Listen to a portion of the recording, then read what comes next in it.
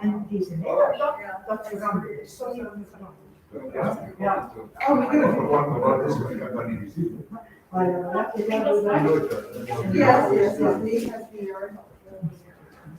Good. Shall we start then? Where is Eric?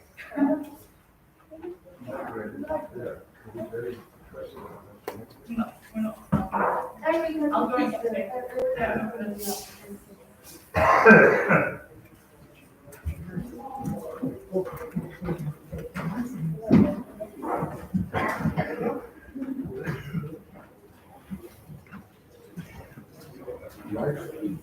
Ja, hoe moet je dat weten?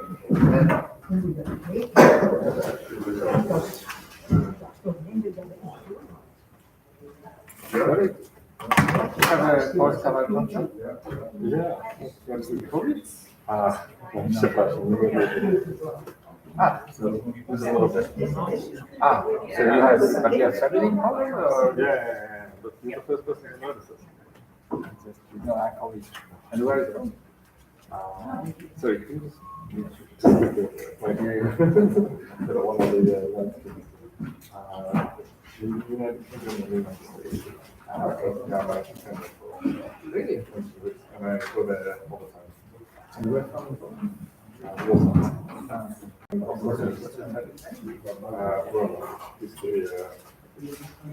Rome. Rome? Yeah, who's Lithuanian.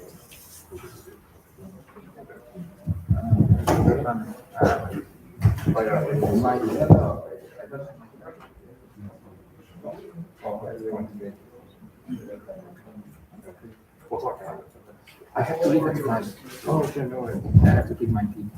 Okay, well, if everybody's ready, good afternoon, ladies and gentlemen. Also, those who are following from somewhere else online on the live stream. So, welcome to this event, this book launch by Mr. Wolfgang Papa and his book on omnilateralism.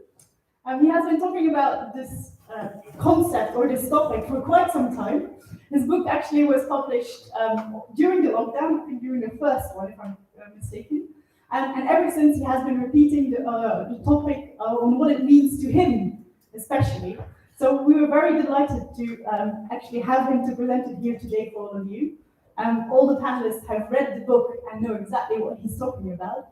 So we're actually delighted to find out more about this topic this afternoon. So due to the latest regulations and measures, I would like to ask all of you present here today to wear your masks as much as possible.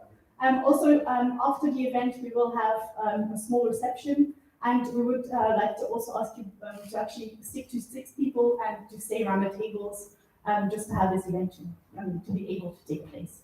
In any case, we're delighted to see you all here present today, but also those at home or at work following online. So all that rests me today is actually to welcome the panelists and to give the floor to Mr. Erik van May, our chair for today. Thank you. Well, thank you very much, Lynn, and hi there, everyone. We're pleased to have the author with us and, of course, the panelists. There's a slight change to the program. Mr. Ballas Hamar is not coming today, which gives us a little more time maybe to have discussion and also to have questions from the panel. But let me introduce the panel first. And so on my right side, far right is, I don't know where you're far right, but anyway, you're Professor Raymond Yamamoto. He's professor from Aarhus University in Denmark. And He was a former researcher also at the Osaka University, and he specializes in contemporary Japanese politics and foreign policy. And then on my left here, we have Ms. Yuan Feng. She's from the Institute of European Studies at the ULB University in Brussels here. And Dr. Feng holds a PhD in political science, and I think she recently wrote or published a book on China and multilateralism, which is very much on the topic today. So before we get to the panel, let me quickly introduce the author, Wolfgang Pape, and also explain to you the main theme of the book. So, on the author, when Wolfgang Pape, one day he was introduced to a former president of Taiwan, and they started a conversation in Kyoto dialect. It happens that both this president and Wolfgang had studied at the Kyoto University. And this is one of about 1,000 footnotes in this very impressive book. But Japan is not just a footnote in Wolfgang Pape's life. As a matter of fact, he stayed on in Japan as an EU diplomat. He gave lectures at Okinawa University. I think he wrote articles in Japanese newspapers, and he married his Japanese tennis girlfriend. So the emperor married, true, yes, but you... Same tennis club, great, okay. Maybe later in the panel we will still have it about tennis players, not in Japan, but maybe in China.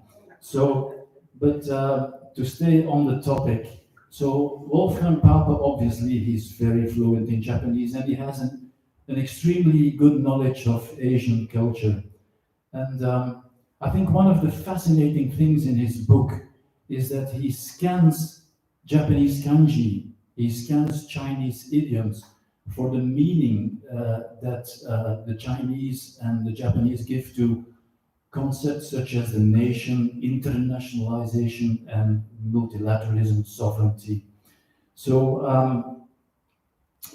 yeah, you know that unlike in our alphabet, Japanese characters, Chinese characters, they convey a meaning by themselves. So when they translate stuff like nation, sovereignty, by the choice of characters, they reveal the thinking in Japan and China about the outside world and about politics. And so I think this is really a fascinating part of this book. Now, the other country that left obviously a big mark on Wolfgang Pape's life is his country of birth, that is Germany. And when we talk about nation nationalism, it happens that both Japan and Germany display the most horrific examples of extreme nationalism. But the nation and nationalism should never again be a basis for war. And on that topic, I think Wolfgang Pape is very optimistic because he sees that in Europe, the construct of a nation is waning thanks to EU integration. But paradoxically, in Asia, it finds more strength, and definitely China, Japan, and basically all Asian countries are still very nationalistic. Now, I want to keep it short in just this brief introduction, and maybe just mention also that, so that as a European with German roots and Japanese affinities, it is with a lot of conviction that Wolfgang Pape trashes the notion of a nation. He rejects that a nation can be the basis for global governance. He's also not a fan of multilateralism. As a matter of fact, what Pape wants is that the leaders in the world embrace the concept of what he labels omnilateralism. Now, whether we share his thoughts, whether you share his ideas on this, and whether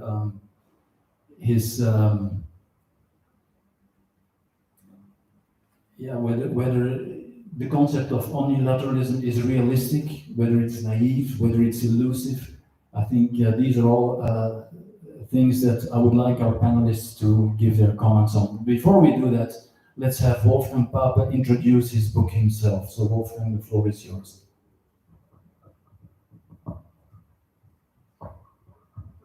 First, my thanks to the European Institute of Asian Studies for having this possibility, this chance here to talk to you.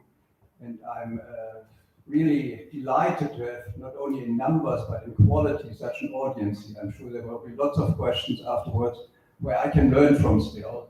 But I learned already from Eric summarizing my book so eloquently, which I feel I should shut up now. I can't do any better than you did already. But therefore, I have to go back to visualization. That brings me to the idea you mentioned, that in East Asia, with the Chinese characters, Chinese-Japanese characters, there's much more visualization in communicating information. So allow me to use a PowerPoint to go into media space.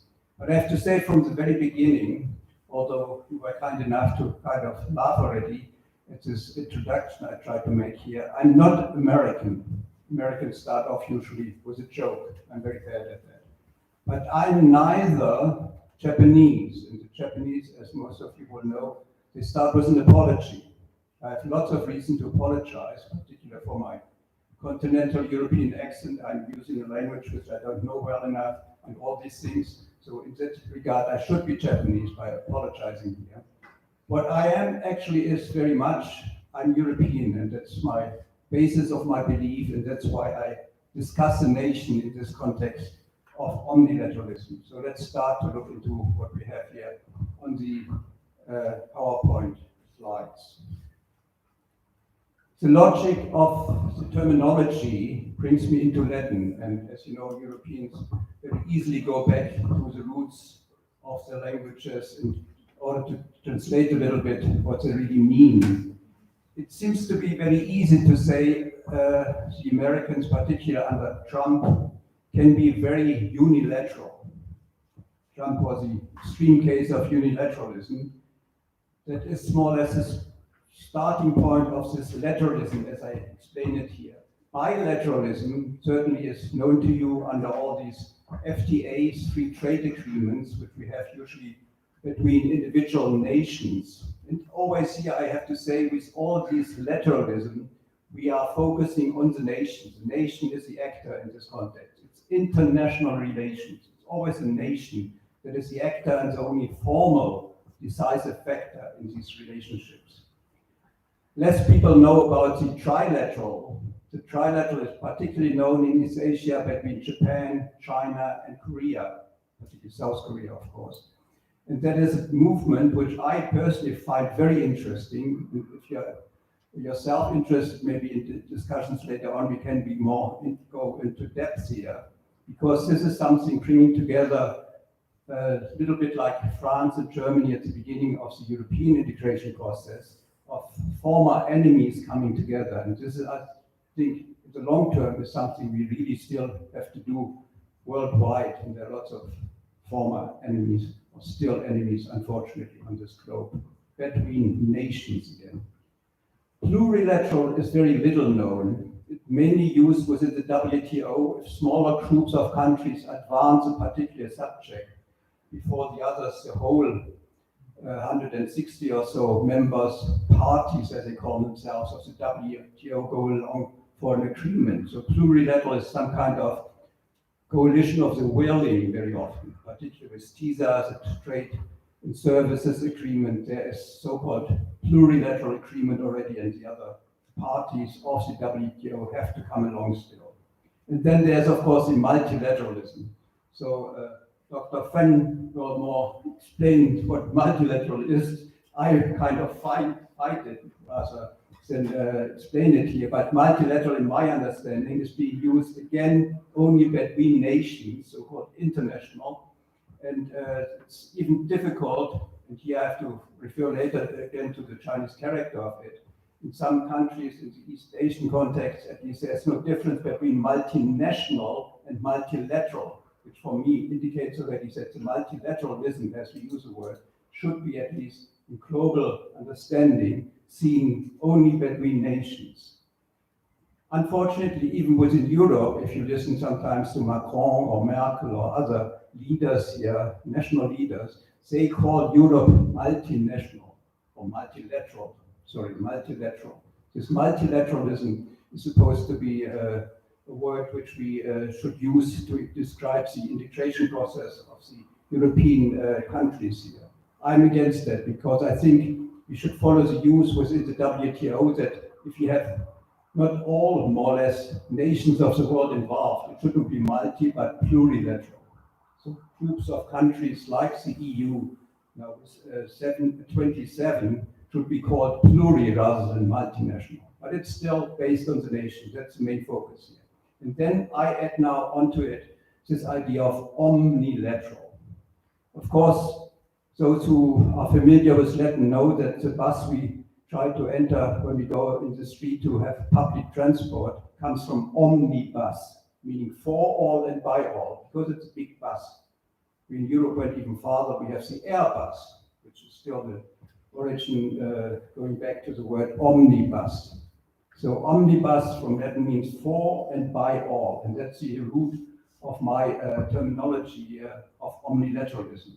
Actually, it was Immanuel Kant, the Enlightenment philosopher from Prussia, very German, Prussia of course, who used the word for the first time in German as an adjective, allseitig, meaning literally translated omnilateral. That's where I got from. So it's not my invention, I'm just using it in geopolitics, in this sequence or hierarchy of lateralism as we use more and more in international relations.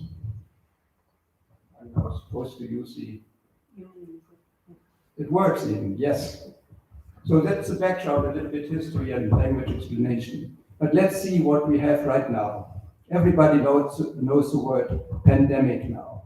Actually, it's Greek, it's not Latin. Pan meaning all, and demos is a people, of course, like in democracy. The real problem, as I see it, and I got some other people in East Asia seeing it the same way, the problem is that the nation was a bottleneck in information from, let's face it, Wuhan to Geneva. That means from the apparently the first source of the virus in the town of Wuhan, and Geneva, where the WHO is located. Because the first information came from Taipei. Already at the end of 2019, there was a telegram or an email most probably from Taipei announcing a flight from Wuhan with people at a high level of fever. And this was not recognized as the usual whatever reason for fever. There was some strange kind of virus. That was all they could find out at the time. And they tested these people on landing in Taipei. Immediately they sent over this email to WHO in Geneva, and normally they would have taken it and analyzed the danger or risk involved and then announce it to the world. That is the function of the WHO. Pardon me? Does everybody understand me? Yes. Maybe my mouth is too big and far away from the microphone. Sorry. Thank you. No, the idea is that the information to the WHO has to go through the network of nations, because only nations are members of the whole, as the United Nations already says in its name, of the network of international organizations. The multilateral system is made up of nations. And if you have direct information officially, you cannot use it at the WHO. That is still, unfortunately, the case. It's more political in the case of Taipei, as you know, that some regard Taipei as being part of China. Others say it's more independent from China. And this history, of course, you can look into in details. I'm open to discuss that with my own experience. I was on both sides, and I had a fellowship once even in Taipei to get to know a little bit their position. But nevertheless, the main problem I want to indicate here is that information that could have gone much earlier directly from Taipei or directly from the source Wuhan to the WHO, to the World Health Organization, could have really saved millions of lives, really millions. According to the economies, we have more than 10 million deaths already because of the COVID virus. And it could have as well prevented enormous damage, trillions of euros of economic damage. And it didn't happen because we have this bottleneck of the nation being involved in forming so-called international organization of the multilateralism, like the WHO.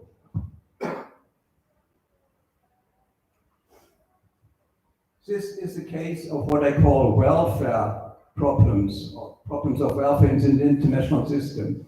I want to show you an example of how we in Europe already try to overcome them. In very simple terms, we have a very clear system of several levels of governments in Europe. In very simple terms, it starts at the local level, and then we have provincial, Länder in Germany, prefecture or whatever, in different countries with different names, before the national level. But even in Europe, we very often still have this idea of the nation being sovereign, and there stops the buck, as the Americans would say.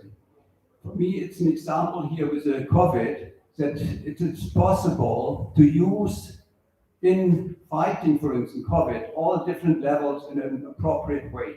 Of course, competences are different at different levels. And I give you the example, for instance, that the EU, that means the regional level, was in charge of buying the vaccination for the whole member states, the 27 at the time. But the distribution of the vaccination itself was done at local level. I don't mention on purpose here the national level. Of course, the national level was involved. But I just want to show that the real possibilities in Europe already are from local all the way up, at least to the regional, the EU level, for information and even some kind of division of work. Actually, it's in legal terms the competence you have at the different levels of the so-called multi-level government. This is a clear example. And it shows on the map here, if you look closer, that the clusters of COVID infections, for instance, don't stop at all at national borders within the EU. You have within the member states certain clusters, like up, you see perhaps a little spot in Finland where there is no infection at all. If you isolate this part of Finland from the rest, it makes sense, because this would be clean and remain healthy. But if you isolate, for instance, sometimes along the national border, it doesn't help, because there is anyway communication, and this communication makes a cluster over the border. So sometimes you have to, for instance, isolate Saarbrücken together with the French town of Metz to make sense. And this was done actually, and might sound very strange, at the time of the cow met disease. You might remember from the UK, we had this introduction of the cow met disease at the time. Don't ask me for the Greek word. I don't remember. Maybe there are some experts amongst you who remember even the terminology here. But this possibility to have clusters isolated over borders, at the time it was done in Alsace, between Kiel and Strasbourg and other regions there, because there was a particularly dense communication over the national border, which had to be kind of isolated from the rest, because the cows were being traded and oxen that were being traded at the time. This, to do with human beings, of course, is much more difficult, obviously. But I think the science-based evidence is clear. We should have done, or maybe in the future even do that when it's necessary, to have clusters not only within or as a nation, but crossing national borders. Here again, the national border has a negative impact if it's being used as the only way to control certain diseases and other issues. So that's my case, just to have a concrete case for the welfare. But let's move on now to the other, which is the warfare. Even in warfare, that means having the worst conflict between nations still. Very often it's seen as only nations fight wars against each other, which is not the case anymore. We have this idea that the national identity actually, compared particularly with the past of the Westphalia Peace of 1648, which I quote quite often in this context, the nation as such is not anymore the actor in a war. We have more and more asymmetric wars. In the case of Afghanistan was clearly demonstrated in the Financial Times just a couple of months ago already, sorry, that one of the mistakes by the Americans in particular, but NATO overall, being present in Afghanistan at this time, is this misunderstanding of seeing Afghanistan as a kind of homogeneous nation. It's not at all. It's a group of fiefdoms and a group of tribes still in a way, and the Taliban themselves nowadays even can't control within the national borders. It's very much made up of smaller units, which are very difficult to control, and you cannot even, with NATO troops or other very heavy military might, come in and more or less pacify or even control the country. So this is a typical case. It's interesting, it's in Asia, that the nation, as we understand it since the Peace of Westphalia here in Europe, traditionally does not exist in the tradition of other parts of the world. So all the way from welfare, the COVID case, to warfare, we see nowadays that there is no absolute sovereignty of the nation state as such. And that's very important because, of course, the most obvious examples are always relating to globalization, trade, communication, internet. All these things are typical cases where the nation is more or less put into history. It's losing its main identity. But it's not the case only in this globalization development. It's more in very concrete examples, as I just did with these two. And the other thing I wanted to demonstrate here is governance, the way of ruling any territory, is done at various levels. And this, of course, is most obvious in Europe. That's why we created this terminology of multi-level governance, from local to provincial, national, regional, at European level. And the next step for me, of course, is then the global governance, which we see to a certain degree practiced by the United Nations now. So let's a little bit systematically see this multi-level governance here. You have local communities, and then you have partly, even in some countries, democratic elected representative kind of parliament at local level already. So self-determination of the localities is very important in the European legal tradition. It's not so much the case in other countries. Some are very central, some are more federal. So it depends very much on the culture and the background of this identity where you are. But the problem really is, as I mentioned before, in concrete cases here, the nation state, as many people as well say. It's interesting if you look into the terminology here again. It's very difficult to define what is a nation. Then you have nation states. You have to see the difference to the state as such, which is more the organizational part. Whereas a nation, if you look at the word from Latin, being native, being born in a particular territory, it's actually the core of the nation as such. And this is different. I mentioned here in the slide already the Chinese character, Japanese Chinese characters for the word nation as it's mainly translated.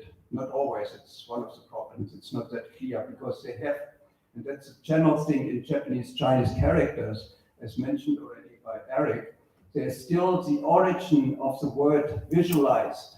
And that's very obvious. We have very little in our, I would say, sound writing, because our Roman or our alphabetic letters are just the sounds. We are not aware anymore that there are certain symbols as well. I looked, for instance, into the first three numbers, 1, 2, 3, in different scriptures, in different scripts. It's very interesting. More or less most of them, even the Mayas, where I went to Cuba and into Mexico to find out a little bit, they have more or less for the first two numbers, two horizontal lines connected in one or the other way, or two as well, is two horizontal lines connected with a kind of a dash in between. Number 3, of course, is 3 of those lines. And you have that in Chinese, Japanese as well. it's quite interesting to see this common understanding, because there's still this symbolic meaning in the way we write it. But you have to imagine that in Chinese, Japanese, everything they write goes back to some radicals, to some basic meaning.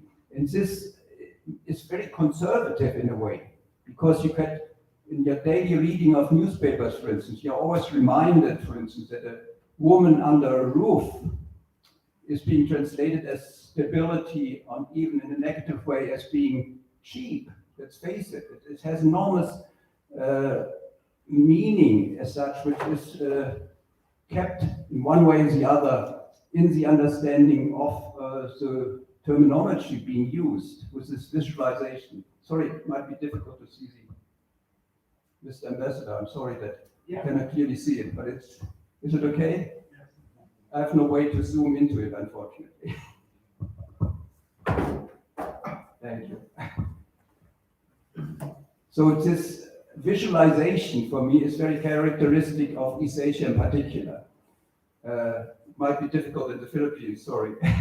But particularly East Asia, I would put together in this context the tradition and cultural radiation of China, the Sino history in a way, all the way to Vietnam, and then of course Japan and Korea, with these Chinese symbols being still nowadays to a certain degree used by these countries together. Of course, Vietnam, as you know, was occupied by the French, and that's why there are all the accents nowadays, and they put everything in Roman letters. But originally it was Chinese, so the Chinese different tones are reflected now in the writing by the various accents they have in Vietnam. But originally it was Chinese symbols as well, in at least in northern parts of Vietnam. This visualization of meaning, I think, is very important to understand, and this is something we Europeans can learn to a certain degree. In very simple terms, if you look at the younger peoples now, fortunately there are some young people here as well, welcome aboard, this idea of using in communication more visual symbols, emojicon, whatever you call them, smiling faces, is more or less seen here as well as a faster communication. And sometimes it's even more emotional and even more in depth than just reading letters as we write in Roman letters or alphabetic letters. This difference, I think, is one of my experience, at least in Asia, which I take back and I want to use here as well to improve our communication. That's why I'm using slides, for instance. PowerPoint is part of this. Visualization is being deeper in impact than just the sound. And even if you look at the word persona from Latin, through the sound, you could translate it. That means we are much more focusing on the sound. That's why we in Western Europe have classical music developed to 12 tones, which is very highly developed, the classical music, whereas traditional music in East Asia is, I say, stuck at 5 tones. This difference in understanding might be a little bit simplified as the way I try to explain it. I'm sure there's some experts giving better interpretations of that, but I think it has an impact on our daily life as well, particularly in reading these Chinese, Japanese characters. But let's go back to the multi-levels of governance here. I said already the problem really for me is at the national level, because we saw not only with the pandemic, even here in Europe very often, that the national level is still being seen as more or less absolute, and it's becoming a bottleneck in many advancing policies. We see it very often, the so-called black box of the council making decisions between the 27 member states, really not advancing in many policies, being more conservative, and the difficulty to have a consensus there is very obvious. That is the nation, and I call it an historic aberration here. The region, of course, is the EU, and there we have, fortunately, already other examples of regional integration. ASEAN comes to mind. You have the African Union, you have Mercosur in Latin America, you have NAFTA, of course, which was changed in its terminology by Trump. You have the RCEP, which is the East Asian Indo-Pacific integration now, and there as well you have the CPTPP, which is very much pushed now with the Japanese, where others, even the British, want to be a member now. This is the so-called intergovernmental, still nation-based integration in other parts of the world. The EU is still what we call in legal terms sui generis. It's a particular case and has no precedence in history because it's the first time that we go beyond the nation, giving competence to an institution that can rule over national interest, supposed to kind of pool the national interests and pool the sovereignties of member states, but it's higher in the hierarchy of laws than the national law. Of course, you know the discussion, particularly now with Poland, about the various understanding of democracy, how far the European level can impose this understanding of the European law. It's difficult even with the German Constitutional Court had some problems with our definition of democracy here. But nevertheless, it's the first case in history that there's something beyond the nation that has its own competences, this supranational institution. And I'm going one step further here, and I call it a stepping stone. Europe is a stepping stone to the omnilateral understanding of global governance. So I see in reality, not only because of the examples I gave you already with welfare and warfare, but I see the example in particular on climate change now, that we are moving already towards omnilateralism. It was very clear already at COP21 in Paris that the civil society groups, NGOs, various other stakeholders, non-state stakeholders, have more and more influence there. And I'm very much in favor of that because they come very often with really understanding of issues. They are experts in those particular fields, not overall. And that's one of the problems. Parliamentarian politicians are supposed to know everything because they have to deal with everything, more or less, in terms of making law, legislative bodies in that sense. But these various governance representatives are specializing in particular issues, and here on climate change is very obvious. I wouldn't say that Greta Thunberg is an expert, not at all. If she says blah, blah, blah, that's all the politicians can say. It's not expertise she brings in, but she brings in attention to certain issues which for that generation are particular, and I think it's worth being aware of it. The expertise comes from certain sectors in the civil society, and this expertise, I think, has to be tapped in much more than before. And this is particularly the case at higher level of governance, in the sense of moving all the way from local, where you can have direct democracy, because it depends very much on your personal interest, if you have a theater next door, or if you have a, let's say, a football stadium or swimming pool. That is a very direct involvement. You don't need any media, anything. You know about it, and maybe even you know the mayor of the small village there. You have contacts to the decision-making bodies. But there you can have direct democracy. But the higher you move, already at provincial and national level, it's very difficult without representation. That's why we have mainly parliaments as representing the interests of the people in numbers at least. And this goes all the way, but this is very difficult to do at global level. For instance, we have now in the United Nations, at global level, 193 different nations, they're all nations. They are allowed to vote formally when there are any particular issues to be discussed, treated, or even resolutions to be done. I don't want to discuss about all the problems of the UN Security Council, which is much more undemocratic in my understanding, but that's a different issue, has to do with the end of the Second World War, blah, blah, blah. But here at the global level, we need much more expertise.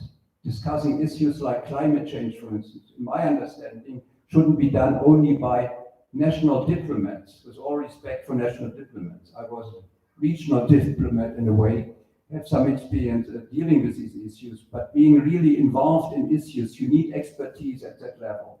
These issues are so comprehensive and all over the world, dealing with everything, and the impact the issues have is without limit in a way, because it really covers not only our planet here, it covers more in the long term.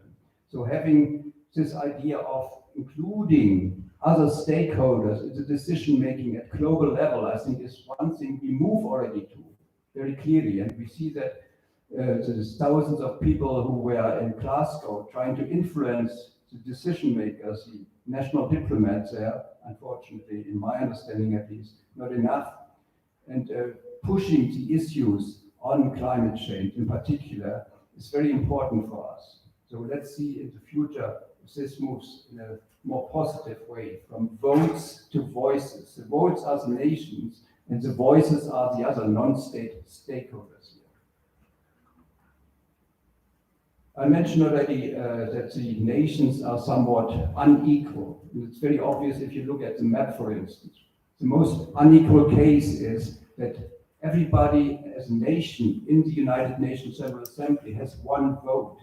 But if you compare, for instance, the population of China with the smallest nation, which is Nauru, you have 145,000 times the population, but they still have each one vote in the General Assembly of the United Nations. Is that democracy? I doubt it very much. We have this principle in democracy, one person, one vote, usually in whatever elections we have in Europe and in other democracies in the world.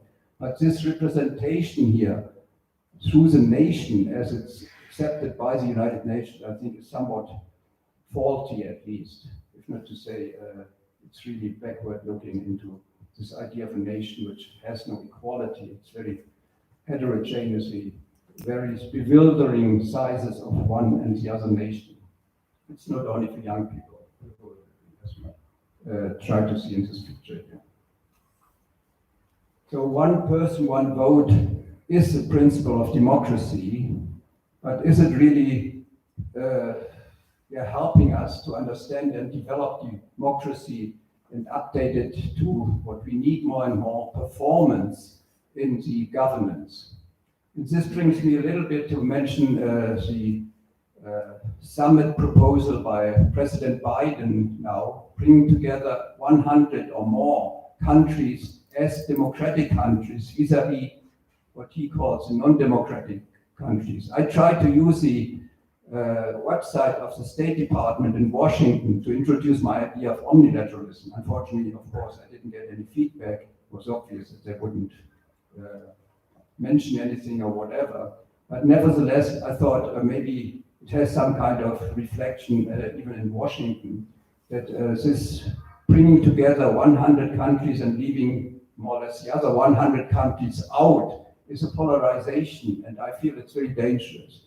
It's obvious, of course, this is US vis-a-vis China in the end, kind of grouping together one group against the other, but I see the danger if you split up the world into yes and no, or democracies and non-democracies.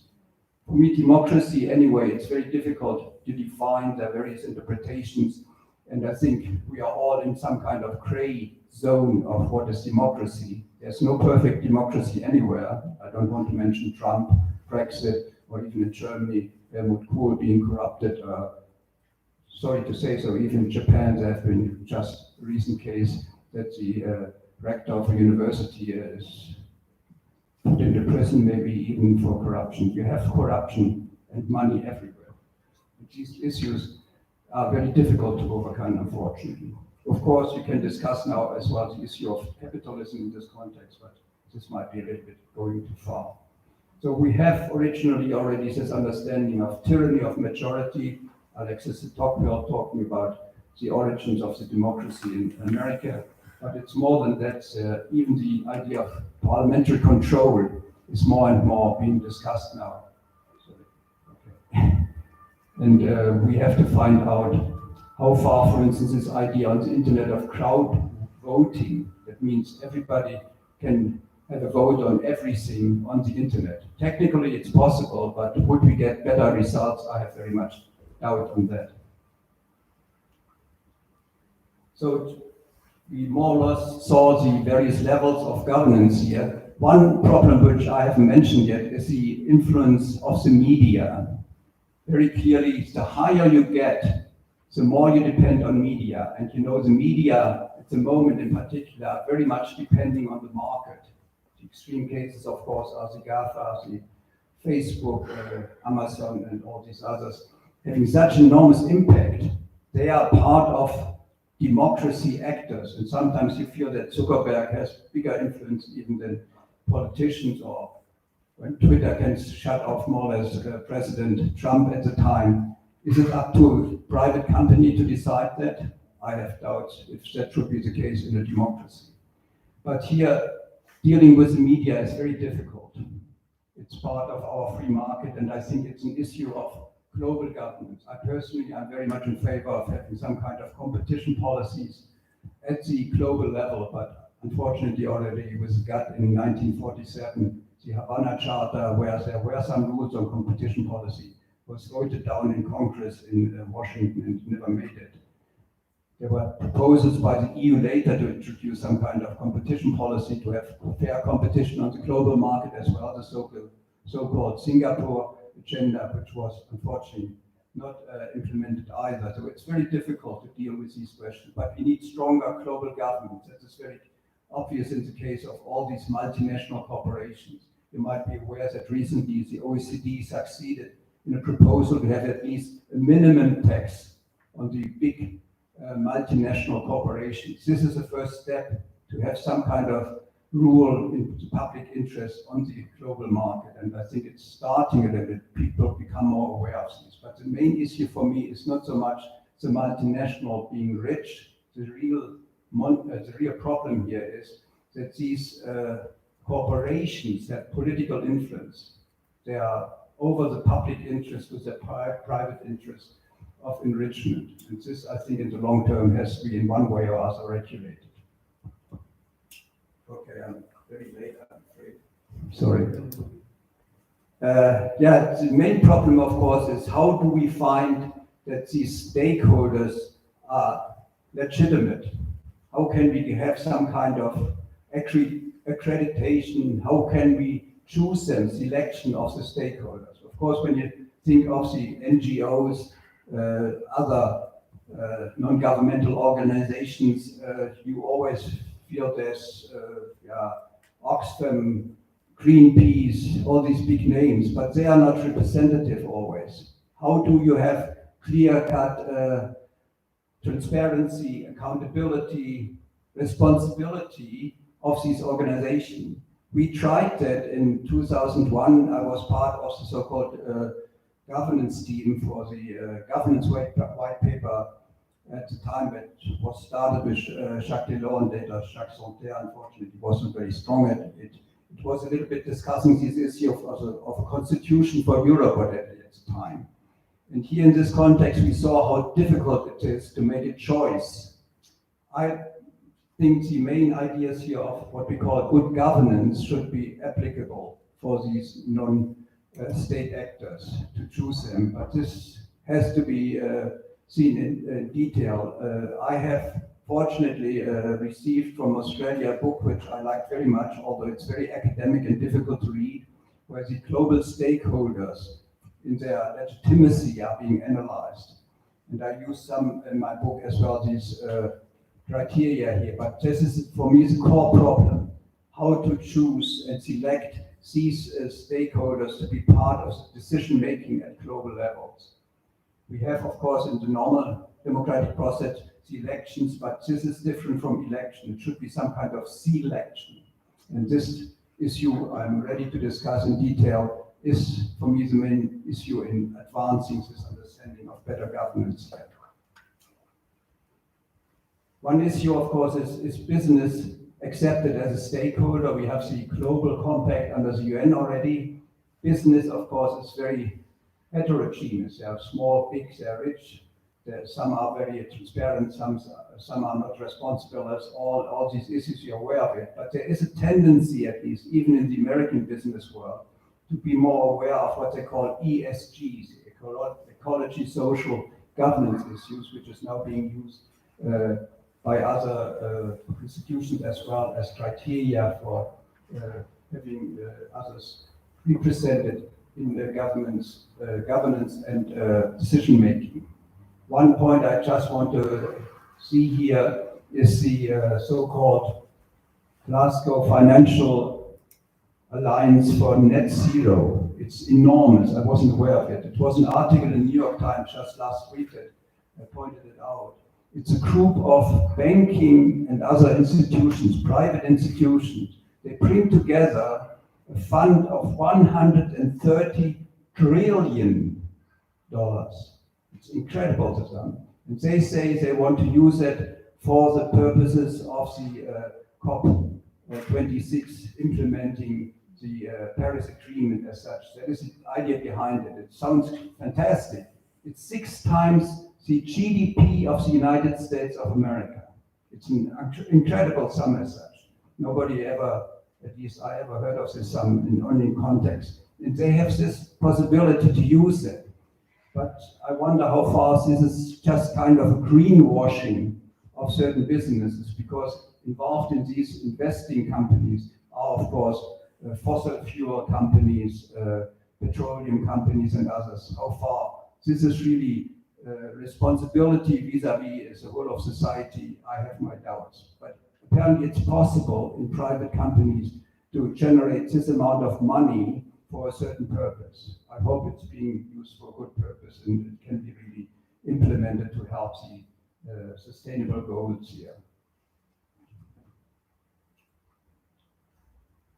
Okay, I mentioned already the ideas of the monetary problems. Money apparently is available, it's just a matter how to distribute it to the right purposes. And I wouldn't say that all the world are plutocracies, but nevertheless, with this map here, coins on all the continents, it's just a demonstration that money apparently all over the world has enormous impact and we cannot do without it. As so far at least. So we have to move from the monetary, money connected politics to a monetary, that is, there's a monitoring institution like the stakeholders, like the NGO, civil society, to have some more influence on decision making at the highest level of global governance. This, of course, is enormous pluralism. That's why I use here the different colors for the world map. There's an older problem, and I just want to mention that very briefly now, goes back into history again. Actually, international law was more or less developed on the purpose of the mare liberum. That means the origin was the idea of the Dutch lawyer at the time, Hugo Grotius, to make sure that there is a free passage or free navigation through the oceans to the East Indies, that is now Indonesia, of course, which became a colony by the Dutch. And this developed the idea of having on the continents borders for nations, blah, blah, blah. That is the Westphalian system which developed on this basis here. And this was amongst Europeans. So the Europeans at that time more or less controlled the world with their empires, with the colonizing empires. And they could already start to think of dividing the world between them. And then they had these artificial borders, which later on became the national borders with independence. Particularly, we see that very clearly now in another picture for Africa. This just shows that the borders we have for the nations worldwide now are not at all national borders at the origin. Here, look at the political map of Africa, you see it very clearly. These straight lines have nothing to do with national borders of original tribes or cultures or rivers, mountains that separate people. It was just done by the military of the European colonizers moving into the continent. It's not very unsimilar in Asia, parts of Asia at least, and Latin America in particular. So nations have to do with natives originally in the European understanding of the world, but this is different with the Chinese-Japanese character. Here you have the king in the middle of the Chinese character, and that means if they read nowadays anything translated from the English word nation in Chinese and in Japanese, they see the king again, as if China would be a kingdom. That's why sometimes the word Chinese from Chinese characters, it's translated as Middle Kingdom. It's not at all a monarchy. We know that very clearly. But nevertheless, the visualization of the word in Chinese remains still the king in the middle of this kingdom, as they say. So the idea of the Chinese character here is much more conservative of the old system, although they use now the idea of what we call international law. This, of course, can be seen in various contexts. For instance, the Japanese cannot make a difference between multinational and multilateral, because it's always the word for multi plus a nation. So it comes together here. And sometimes these issues can be very difficult when they discuss so-called international issues. Think of Taiwan and China. Is it the Chinese idea of a nation in the old traditional Chinese character, or is it the difference between nation and state we have in the European or international law? This can be very difficult to discuss, depending on the language you use in a way. Just want to make you aware of these differences. And I want to say as well that there's another character for me for the omnilateral approach. It's not only a problem that we have to overcome the nation, which was imposed by European colonizers onto the world. It's as well to overcome this Western-centered understanding of the world. And there, I think, even nowadays, particularly with the last two hegemons, where I very clearly say it's the United States and the UK, that in historical sequence, where the hegemony of the world, they had enormous impact, and still, of course, that was translated into the UN Charter. It was Roosevelt, Churchill at the time, who had enormous influence at the time in San Francisco when the UN was more or less laid down there.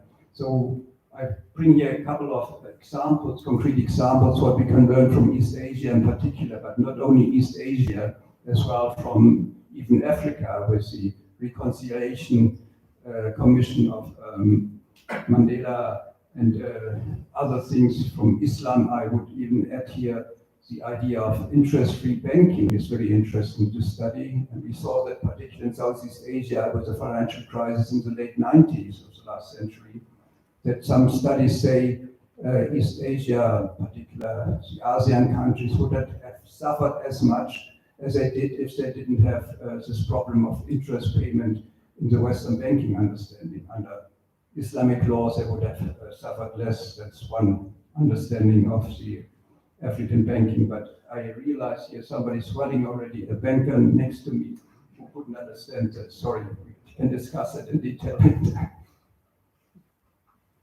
Okay, I better come to an end. I see Eric is becoming a little bit nervous. Yes, this as well as so-called non-Western contribution to global governance, where I think we have to learn from others still. But let's see. My conclusion is, of course, omnilateralism as such to overcome the multilateral nation-based idea of Westphalian system.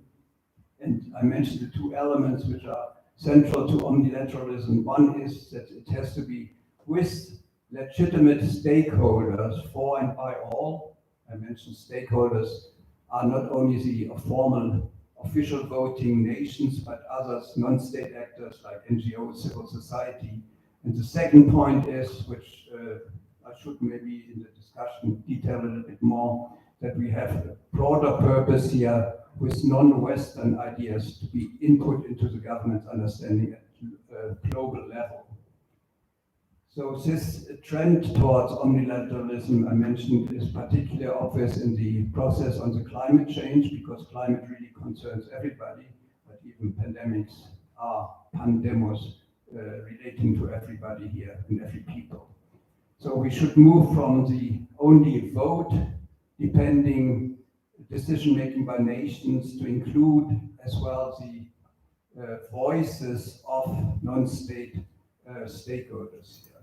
So thank you very much for your very enduring, long patience to listen to me, and I give it now to Eric to eloquently fight me off with my idea of Islamic banking. So that will be up to the panel to...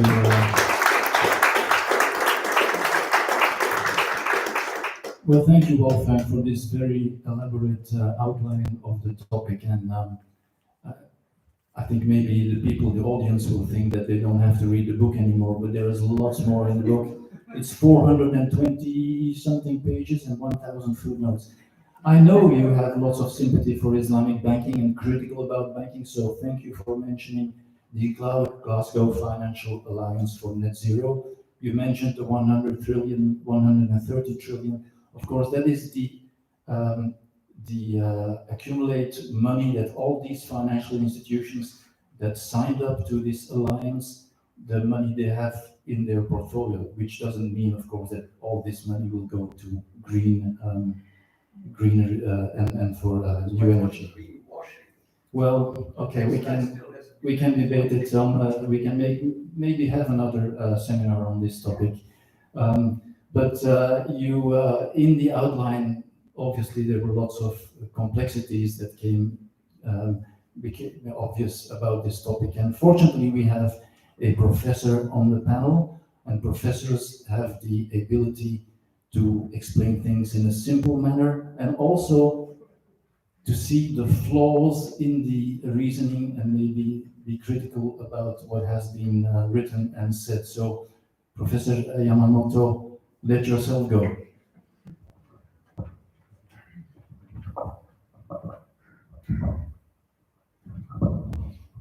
Thank you, everyone. It's a pleasure for me being here, and I thought that usually professors make things complicated, but my task here is to make things easier. And I must say, I somehow can, I feel how you must be feeling now after hearing so much information, because I felt the same the first time I talked to Wolfgang, and having so much information, it can be quite overwhelming, I think. And I mean, we have an increasing number of global challenges, and well, people for a while now have been talking about reforming multilateral organizations such as the UN or World Bank and so on and so forth. But Wolfgang went a bit further and was basically proposing to get rid of the nation-state-based multilateral system, which is quite bold. And if this was a proposal of one of my students, I think that I would be very critical about it. But at the same time, I think that also my hesitancy to just adapt this view or to accept this view maybe is also just a reflection of how deeply countries or nations are embedded in our way of thinking. So I think that the more I think it, the more I like it in a way to think about it as some kind of thought experiment, or at least a way to understand issues or challenges that are present in today's global governance system.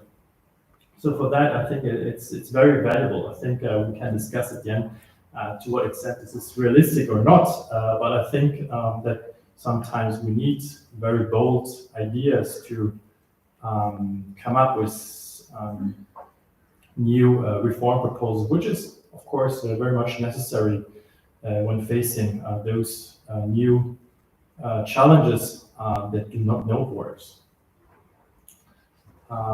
So about the book, I think that the book written by Wolfgang is really unique, and I don't think that there are many people that have the capacity or would dare to write such a comprehensive book, because it entails really a lot of details, as has been already mentioned couples of times. And I don't know, this book very much reminds me of Gabriel Garcia Marquez with the 100 Years of Solicitude. I don't know if you're familiar with the book, where the book describes the rise and fall of the Buendia family, but instead of the Buendia family, Wolfgang describes the rise and fall of the state in a very state or nation, but in a very colorful way. So similar to Marquez, it is again full of examples, colors, that is basically the result of his vast experience that he gained as a EU diplomat in Japan and other places. So certainly this book is very, very interesting.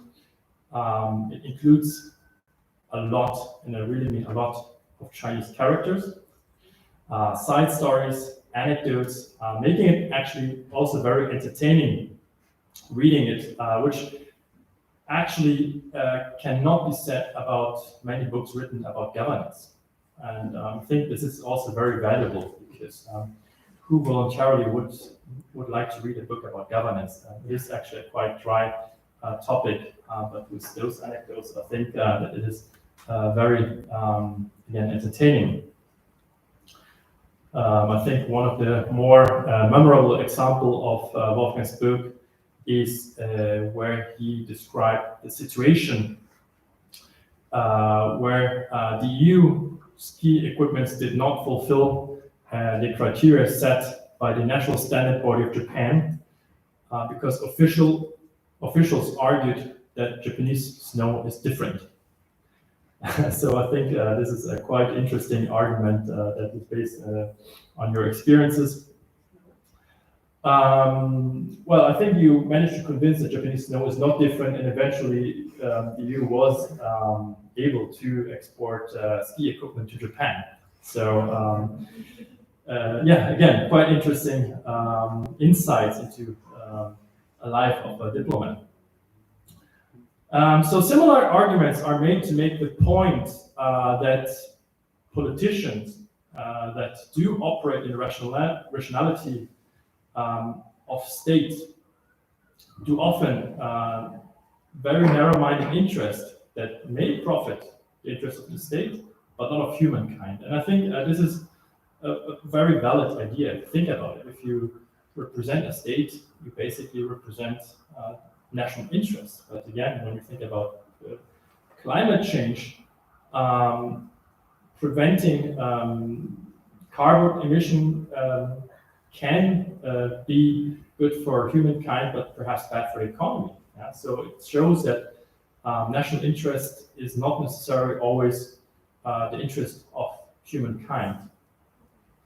But I'm, of course, not here to only praise the book, but also provide some ground for discussion, and I keep it really short because I think that yeah, I should just provide so basic ideas for you to take and to just have this very interesting debate. One of the things I'm a bit critical about, and I think we talked a bit about it, is I think the deterministic use of culture of this book, seeing culture as some, how to say, culture as something that is very persistent and does not change. But I mean, culture is, of course, I think, very fluid. And I think there's a lot of praise of Asia that they would see and do things differently from Western state. But if we take, for example, nationalism, and then can take the part of Japan here, that it did not prevent in the past for the country to adapt the Western concept of state and national, even to extreme of imperialism during the Second World War. But also today, I think nationalism as some sort of it's a very popular thing right now, not in Europe but also in Japan. I mean, we have China, Korea, and Japan that have a lot of issues based on nationalist sentiments, to that extent that it has been negatively affecting the trades between those countries. And also when we think about capitalism, so it has been very much been adapted by and embraced by China as well as Japan, but also Korea. And we do not see, or at least to my view, we do not see a more human or sustainable form of capitalism here. I think that it works the same rationality as it does in other countries. It has been adopted with same devastating effect on the environment and the people. I mean, no question that it also brought some positive things, but it's, of course, many negative things, and many policies, of course, are based on maximization of capital. One example that we can bring in here is, of course, the promotion of coal power plants, which Japan and China are very active, despite the fact that the UN said that they would not like to see any finance of coal power plants anymore. Yeah, and Japan and China also most actively promoting perhaps a very classical view of economic development that is very linear and is based on, again, the idea of infinite economic growth. So having that as basis for me, I think it's difficult to imagine that a more globalized economy can bring solution to many problems that partly are based on overconsumption. And again, the basic idea that the economy needs to grow.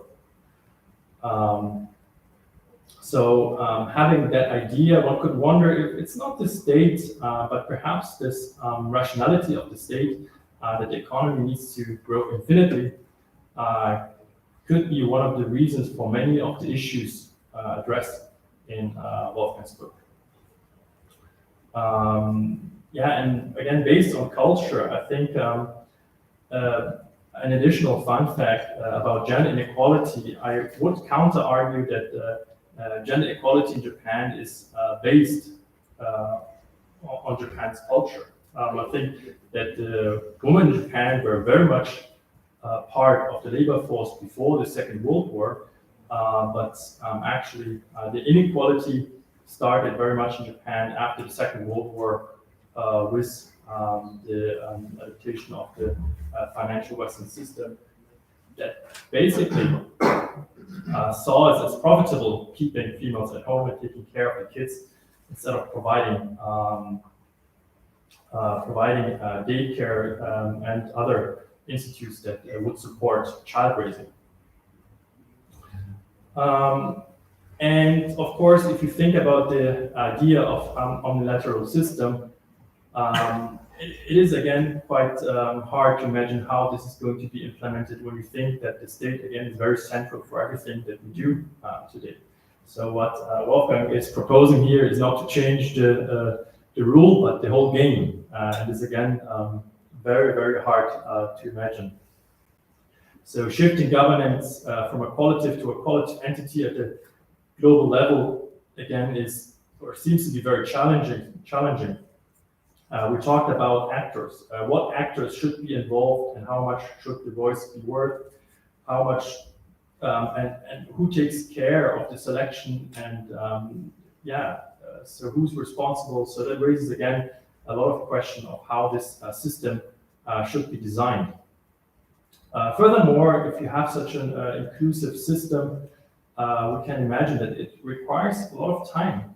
And we have right now a lot of time-pressing issues, and we need to address them now. When we talk about climate change, we are way behind. I don't think that we have time to reform the whole system in the next 20, 30, 40 years and then start tackling those. I mean, the question is what to do meanwhile until we have this system. I mean, because again, if we do not tackle them now, then we should not be worried about that because we won't have a planet anymore. So what is the most pragmatic way to address those issues? The question here is, of course, well, in a very provocative way, it seems like the ambition of having the system working democratically is the main problem here, because having such an inclusive system takes a lot of time, and we do not have it. So, do we need a democratic system? I mean, very provocative. So many questions do come up when we think about a new form of global governance, no question about that. So it brings so many questions, and I have so many questions that I personally would not dare to write such a book because it's way too complex to address all those. But perhaps this is the reason why not many things are changing. And perhaps we should be more daring and more naive, as has been said earlier, like Wolfgang, just to start thinking creatively how to make global governance much better than it is right now. So with that, I will end. I'm looking forward for the discussion. Thank you very much.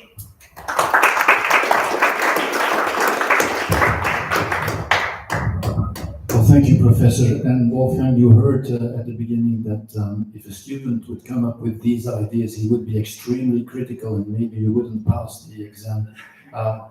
Could you maybe briefly try to react to it, but keep it brief? So far, I was very proud, particularly as a pensioner, to call myself a lifelong student. But now being excluded from your faculty, of course, makes me very humble. And I should turn Japanese now and try to find a new association. But thank you very much for the information you give me. Just one concrete example. You mentioned the Japanese character indirectly, as the role of the Japanese women was particularly changed after the Second World War. There I would say, at least from my reading, it started earlier. We discussed it amongst ourselves already that there was a sun goddess at the origin, whereas Christianity we have Lord God. It's always masculine in the West, whereas in Japanese tradition, Shintoism and all that, you have Amaterasu, as they say. I would say the Victorian impact already changed enormously in Japan. So it was earlier than after the Second World War. It was not the Americans, because the Americans' understanding of the role of the husband and wife, for instance, and all that hasn't really impacted Japan in that sense. I think traditional understanding of the house and the family has survived a lot. Otherwise, superficial American influences. But we can discuss it later. Thank you. And so we have our second panelist, Dr. Yuan Feng. And I mentioned at the beginning she has written a book, and the book is the title of the book is Multilateralism and the Realization of the Chinese Dream. That's the title. But you heard that Wolfgang is not in favor of multilateralism. So is how do you see it? Is it going to be science fiction, this book, or is the dream going to come true? I hope you can address this. Thank you very much, and thank you very much for Dr. Pape's invitation. It's my great honor to be here. I personally know Dr. Pape for several years, and I myself really admire Dr. Pape's whole life experiences and his rich knowledges, and also his experiences in the diplomat work, and also his great devotion to the European Union. I myself, I'm born from the mainland China, and now I like what Dr. Pape has written in his book. He defined himself as a European. And so now myself, personally, I don't know how to define myself. I don't know whether I should define myself European or Asian or both. I read in different languages. I even dream in different languages. So it's also a very interesting thing to see all the mergers and all the spillover effects of the values and the cultures that is written in Dr. Pape's work. I'm very interested in how Dr. Pape has addressed the notion, the concepts of the nation or nation state in Japanese characters. And here, as a person that has mother language of Chinese, I would also like to contribute a little bit of more how in the Chinese culture it is described. Actually, in China, there are more than guo or kuni in Japanese that talks about the nation or nation state. At the beginning, it's called sheji. Sheji, she means a god of, is a kind of god. We can understand it as a god, and ji is a kind of crop that is millet. It's a very small millet, things that people eat. So when you combine them together, sheji means the country or the common well-being. That is, it's a very spiritual. or religious concept. And after that, we also have Jiangshan. Jiang means river, and Shan means mountains. This is more realistic. You see Jiangshan, and that is another notion talking about the nation or the realm of the emperor's sovereign. And then we also have Miaotang. Miao means temple, and Tang means the hall of the temple. Something secret, something linked with the ancestry, and the laws inherited from the ancestry. That is also a very popular word to use. And then, of course, we have Kuni, Guo, Guojia, the nation and the home. So we have several, you can see there are several words to express the nation or the realm of sovereign, or some notions are spiritual, religious, some are more realistic, and Guojia is very abstract, the most abstract of all. And another thing I find very enlightening from Dr. Pape's book is that how he looks upon the values. Because I totally agree with what Professor Yamamoto has said. Now we have a problem is that the overconsumption, and also I've noticed from the PPT introduction that Dr. Pape has also talked about the monetary system. And now we need to turn away from the monetary system. So I really appreciate the emphasis on values, because the emphasis on values, the way that people respect the values and the pursuit of values is the first thing that has attracted me to come to Europe, to hold Europe, or to learn from the European cultures and to understand the civilization. And I think that with the COVID crisis breaking up ever since the end of 2019, we also see that there is a setback. There's a setback of multilateral in all around the world, that the nationalism is rising again. And I think we also remember that how at the beginning, the different nation states, first they have closed the borders here in Europe, and also the fight for the masks. Something can be even more drastic in China, that one province will block all the things, the masks or the medicines or the food that another provinces need, just a block, and now it's ours. So a little bit like Afghanistan, maybe that's not a very good comparison. Suddenly, each province for itself, even each city for itself, and we don't care what it says, the central government, and now here we have the food and the masks, and here we go. We just block it. And suddenly the border, the frontier becomes so small and so restrictive.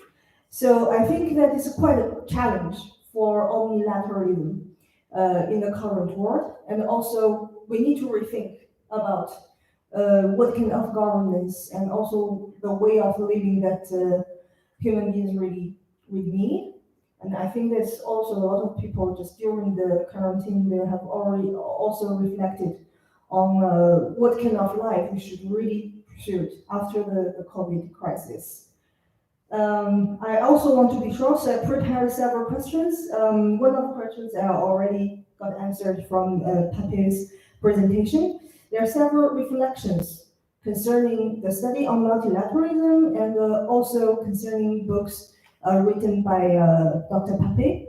It's very interesting, that interests me, and also it makes me feel eager to further discussions. The first question is, I think one of the challenges of omnilateralism that is not satisfactory written in the book, who should provide the public goods? Because in the multilateral institutions, one of the challenges is who should pay for it. China is also trying to launch its Chinese dream through the Belt and Road Initiative, as I have mentioned in the book, but it costs. All the institutions, it costs. To make it work, it costs. Who is going to pay it? I think that is a question, a very realistic one. The second one is who should be the judge? As Professor Yamamoto has also mentioned this. Who should to say that this is a good governance or bad governance? Now we have a status of international anarchism. But will omnilateralism really resolve this problem or not? This is my question mark here. And the fourth question is, the third question is a little bit more abstract. Do you think omnilateralism requires that we form a new set of values? Because for the European values, as you have mentioned in your book, it's based on the Christianity. And the Asian values, the origins of Asian values can be more variable. There are more varieties of Asian values because each Asian countries, they may have their own histories and religions, and also the Chinese values. It is also very difficult to define what exactly are the Chinese values, but still, there are a lot of values. But what kind of values should we follow in the omnilateralism, if it is to set? Because we need to act according to something. Say it a law, rules, or values. I agree that I'd like to say that values are more important, but who to decide the values, or what set of values? What is it that behind these values that gave it the legitimacy, that it is accepted by pandemos, by all the people? Because we are talking about that omnilateralism, that we should include all the stakeholders, but according to what are we going to conduct and work? I hope I will not take more time, and thank you very much. Thank you. Thank you, Dr. Feng. You get a lot of very difficult questions here. Maybe I think one of the most difficult is who is going to be the judge in this system. So, please. Thank you. Well, thank you very much for thought-provoking and very deep questions. Just to go back to the values, of course, you mentioned, as I tried in the book as well, that the West is very much based on Christian values, which we have to a certain degree in common. But you have to be aware as well, in the West there are differences. Can you hear me? At least coughing, that's very good. It's dangerous. So the values come, in my understanding, of course, from religions. But before the religious values came into being in social context, I think there were geographical differences. Very simple terms. If you are living in the desert, or if you are a nomad in the desert, water has the highest value you can have. It's a very necessary thing, whereas in Japan, even nowadays, up to the problems they had with pipelines in the, it was the 60s or so in Tokyo, water was something that was omnipresent. They never had a problem with water as such. So it depends very much, even religious values. That's why, in my understanding, geographical differences have an impact on religious values. Religions are grown on certain spots according to the necessities, which we call values then originally. Of course, now having people moving, migration, globalization, all this mixes up these people with different backgrounds, from different geographical value sources, and this is a problem nowadays. But these values coming together have to be seen against the common global good at global level. And now for all of us, the climate, protected in a natural way, is a common value. So we have to find, for instance, it's interesting if you look at the 5 world religions, which are usually seen as being complementary in many ways and have common values as well. Well, they differ. If you compare that, you find out there is some kind of basic historical differences. But with globalization and coming more and more together as one planet here, I think the values should kind of emerge as a common global good as well. That's my rather optimistic thinking in this context of values at least. Thank you very much for this thought-provoking idea. Okay, well, from here I'd like to invite some questions from the audience, so please.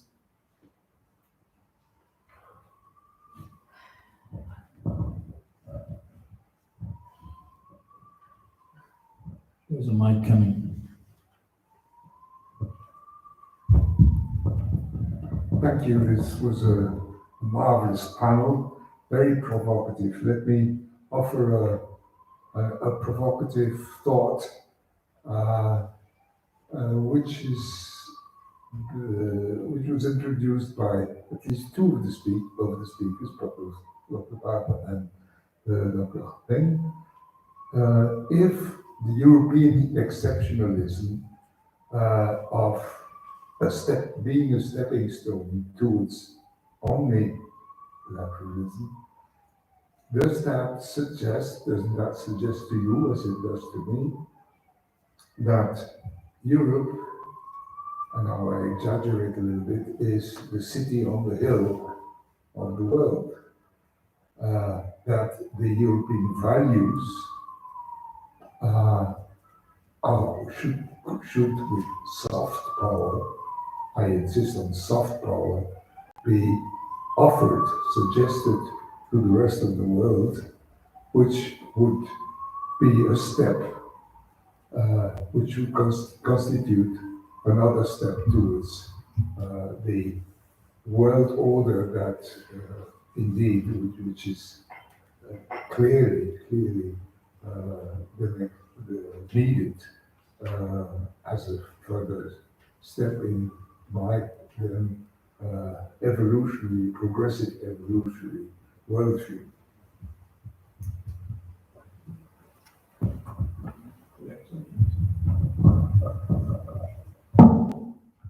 Thank you very much indeed for that question, Professor Bernheim. We discussed some of these issues before, so you have an insight of this thinking very much. Yes, I use the idea of Europe, particularly with this idea of supranationality, being able to pool sovereignty rights from various constituting nations, or we call them member states nowadays here only. This idea to get to the higher level, of course, is a stepping stone, and I think it's rather stable even as a stepping stone, whereas others say the regionalization in the world is a blocking obstacle towards the global governance. I see it very much as a stable stepping stone in that direction. Particularly, as you mentioned, the idea of soft power. I think so far Europe has very much played only on ideas of soft power.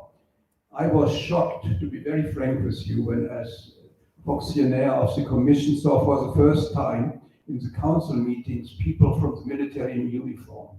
I'm a very naive pacifist. I admit it since my high school days in the United States, when my colleagues had to go to Vietnam to fight a war, and I was only accepted because I was not US American citizen. This was an enormous shock for me, the Vietnam War, and since then I'm very naive and idealistic on this idea of fighting wars or not.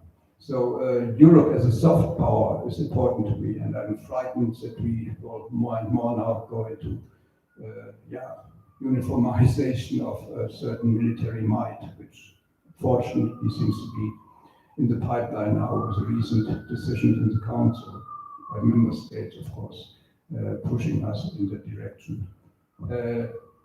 Yes, the city on the hill sounds very nice. We are bigger than a city already, but as an example for others to move, I saw that very much in ASEAN. ASEAN at the beginning very much looked at Europe and tried to say, it's very interesting to integrate, but we won't have all the institutions. They wanted to do it on a much softer, as they saw it at least, easier way without the institutional legalization, which is very much a European approach. We did it with institutions here because we need it based on the idea of Roman law and codifications and all that.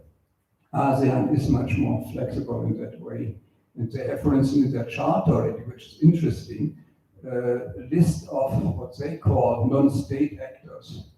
to contribute to the decision making. That's very progressive, particularly for Asian countries here. The 10 member states of ASEAN bring in this case, of course, it's again very much a monetary democracy. They bring in all the chambers of commerce, they listen up. It's not really, in our understanding, NGOs like ATTAC in France and other organizations which are much more critical vis-a-vis the state power.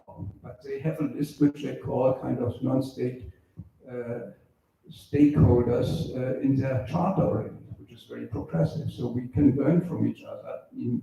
Without the supranationality, maybe there's another city on the hill already in East Asia coming up. So these regional processes all should kind of contribute to some kind of global governance in a soft way.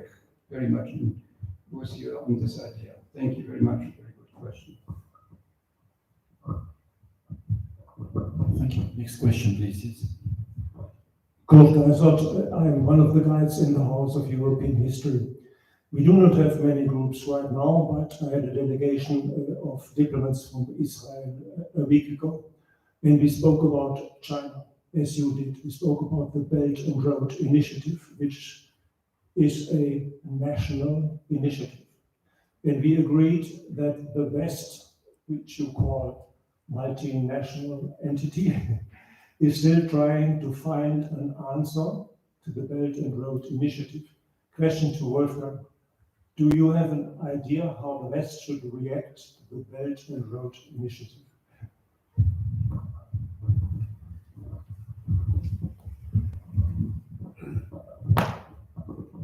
Thank you very much indeed.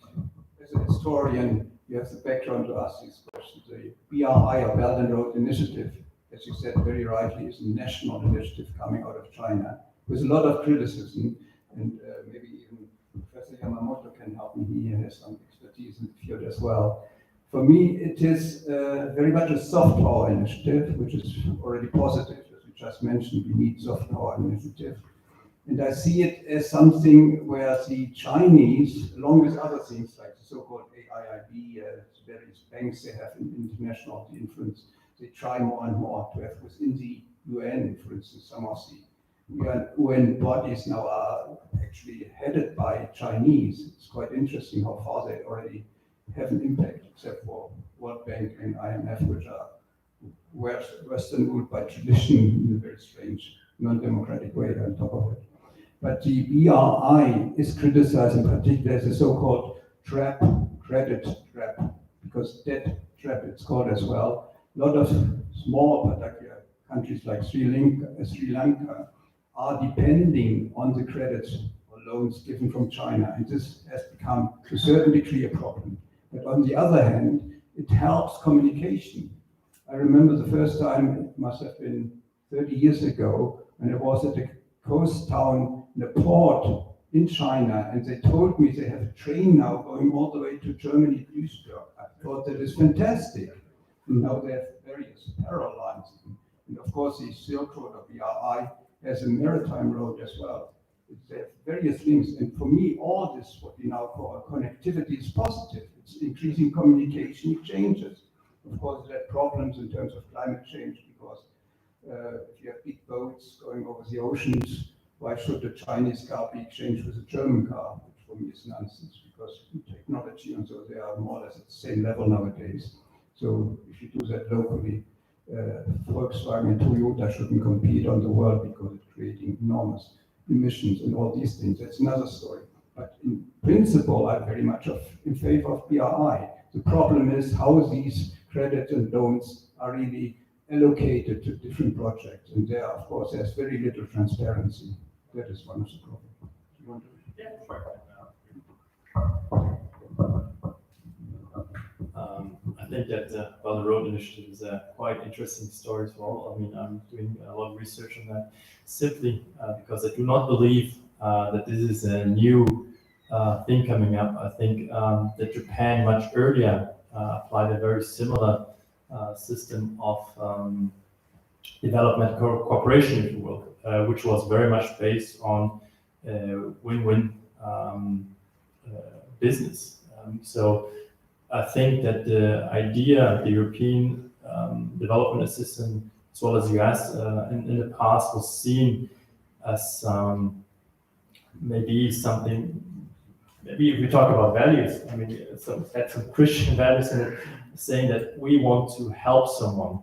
But I think that Japan and later China took a much more, how to say, approach of I height. So where you respected the authority, where you made from the beginning clear that you're not going to interfere what's happening in the country, you're providing the money, but you should also bear the consequences for anything that goes wrong. So I think this is, well, some of the problems arising from that is that basically a lot of countries took large loans without actually thinking much about feasibility. But this, of course, raises a question also about autonomy of the state.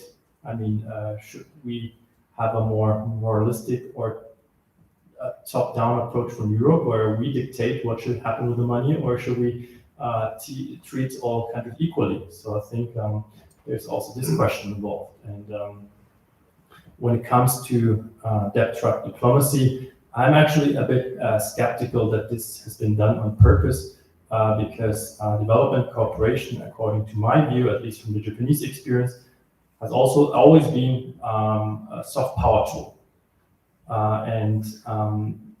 Well, you cannot force a credit on someone needs to take it. And if there are many bad examples, then I guess at some point, countries are not taking loans anymore. And I think this is not the interest of China. I mean, China wants to be involved in as many projects as possible. I mean, you have the overcapacity in China.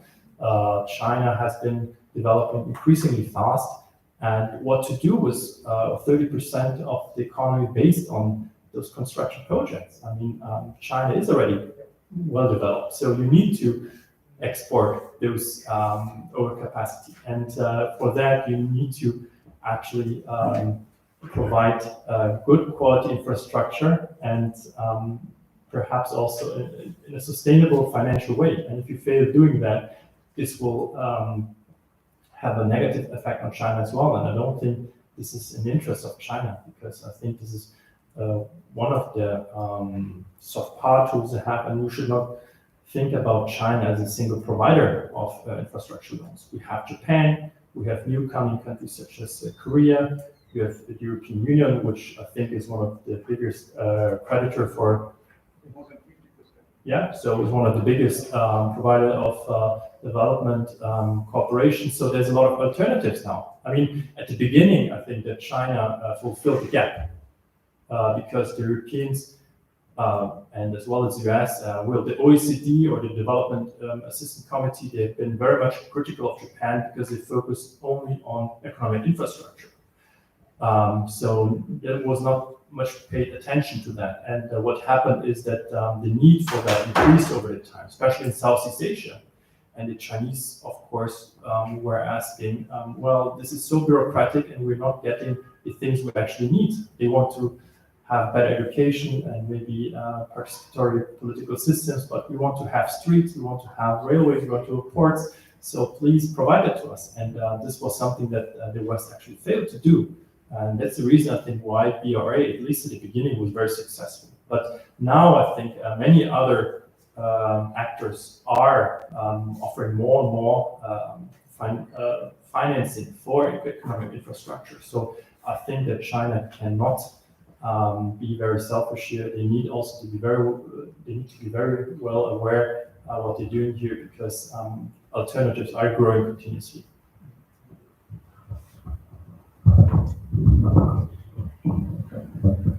Thank you. If I may, I would like to enrich a little bit about the Belt and Road Initiative, because I also included it in my PhD thesis. I think that is, as I totally agree, first I totally agree with what Dr. Pape and Professor Yamamoto has mentioned. It has a strong aspect of soft power building for China, that is for sure. And that is the eternal aspect, and also for the internal, domestic politics that the Xi Jinping has always been proclaiming to Chinese people, the revival of a great Chinese nation. that China is stressing on its nationalism, and also it contains a lot of points in the Belt and Road Initiative. For example, that we're strong enough to export some of all values and all ways. Because Belt and Road Initiative, it is you can understand that it's a project based on non-European or non-Western ways. The AIIB also. It's a totally different set of rules. China says that we are sick of the Western-based rules, and now we offer a freer way of credits, and it has no political conditions, so-called no political conditions. But we are not so naive. We know that there is no free lunch in this world. And also, there are also geopolitical reasons for the Belt and Road Initiative. For example, the 16+1, before 16+1, and for a very short period, 17+1, China's initiative dialogue with the Eastern and Central European countries. That has also a lot of contacts on that. But I think it's this Belt and Road Initiative now is not developing very well according to what Xi Jinping is thinking about. There are a lot of bureaucratic things inside it. Also, as I have mentioned, every institution costs. It costs money, costs resources, and also costs the diplomats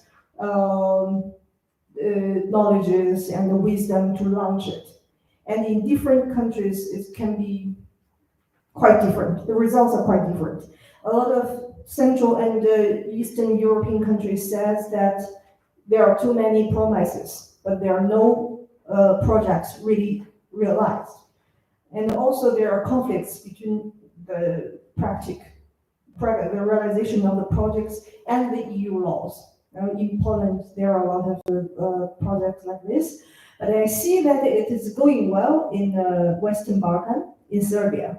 That is going well. There are roads that are built, there are high-speed railways that are built, and also China has taken hold of the largest corporate mine in European continent, that is in Serbia. That's something very strategic.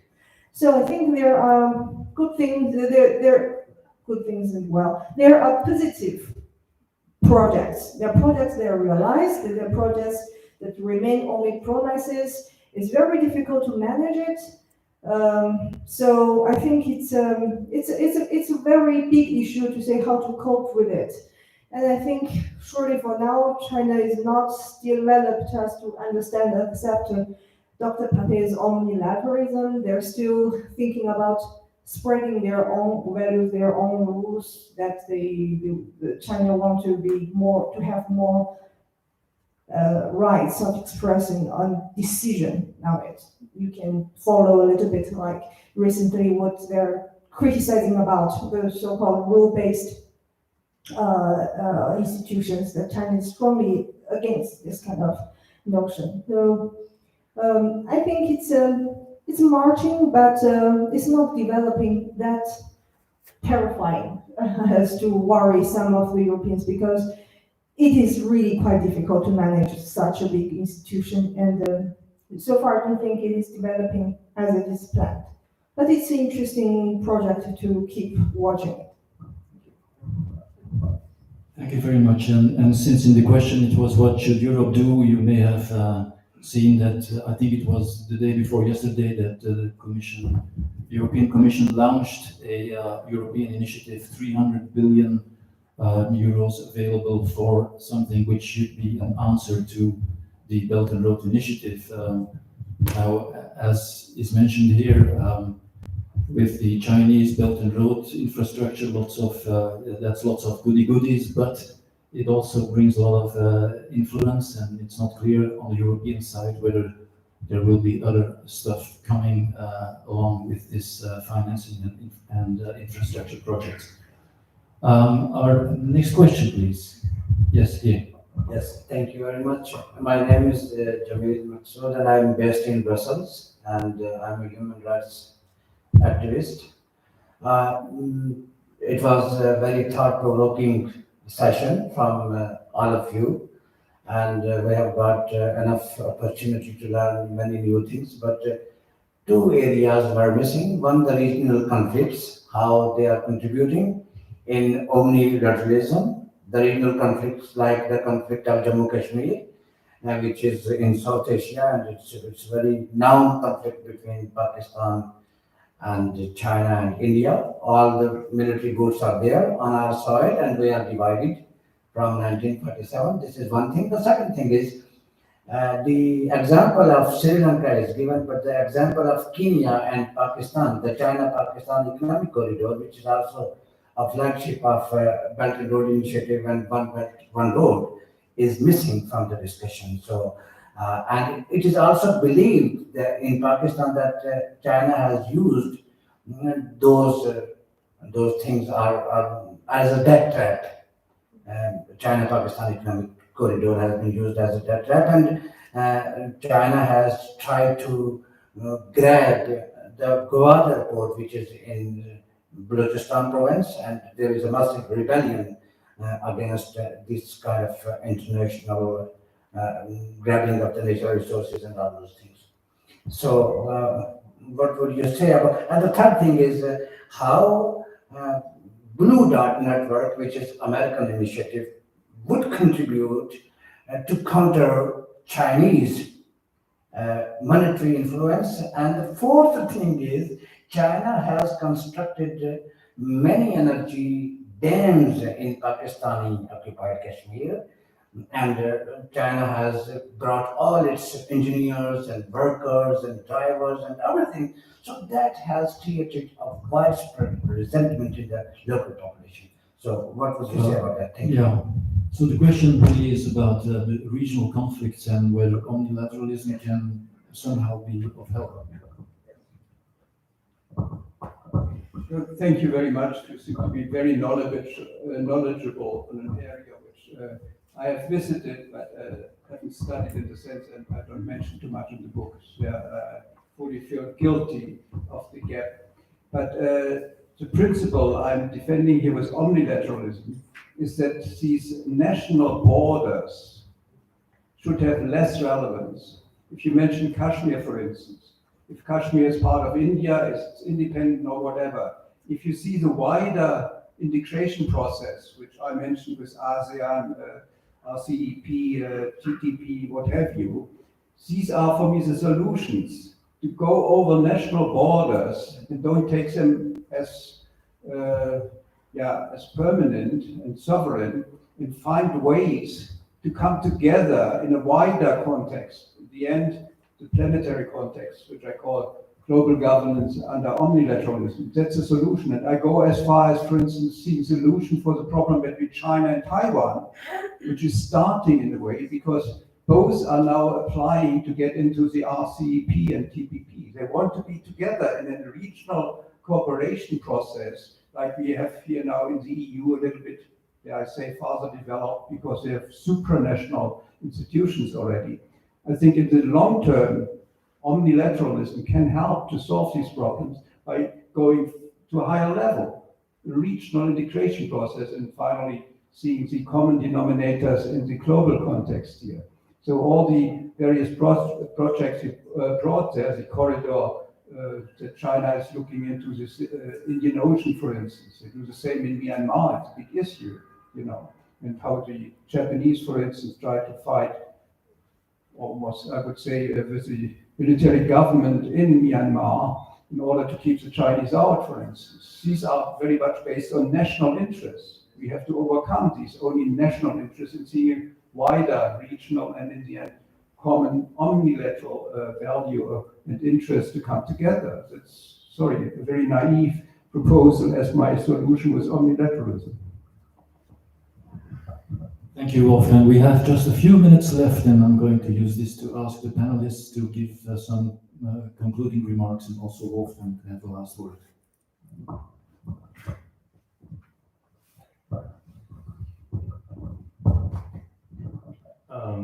Again, I think you should all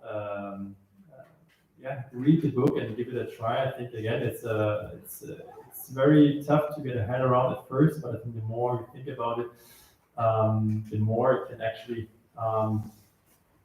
be used as a thought experiment to think about alternatives, but also a way to improve global governance, which is certainly in distress recently. So that would be my concluding remarks. Thank you very much.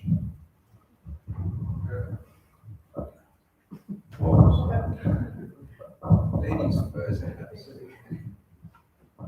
you very much, Mr. Fanny.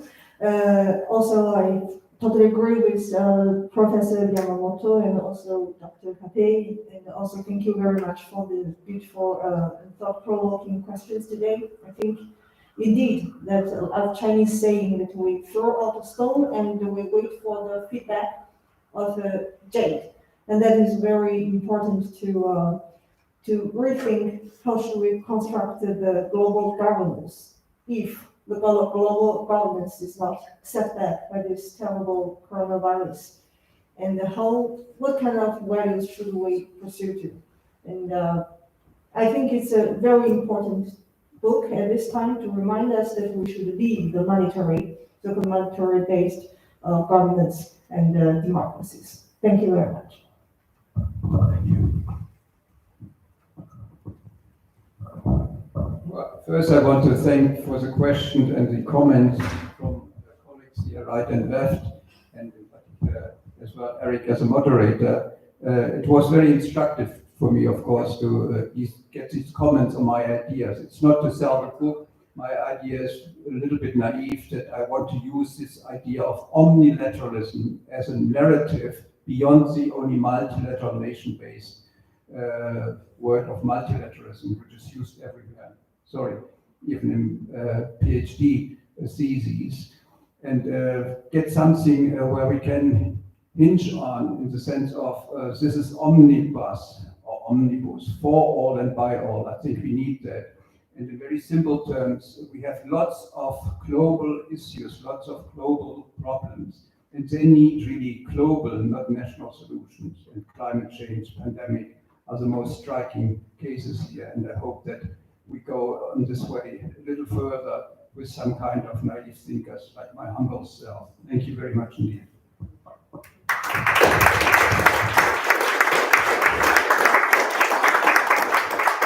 Well, thank you very much. And I think the book is available here at the Institute, at least a few copies. Please stay around for some networking and maybe have a drink, and hope to see you again next time. Thank you.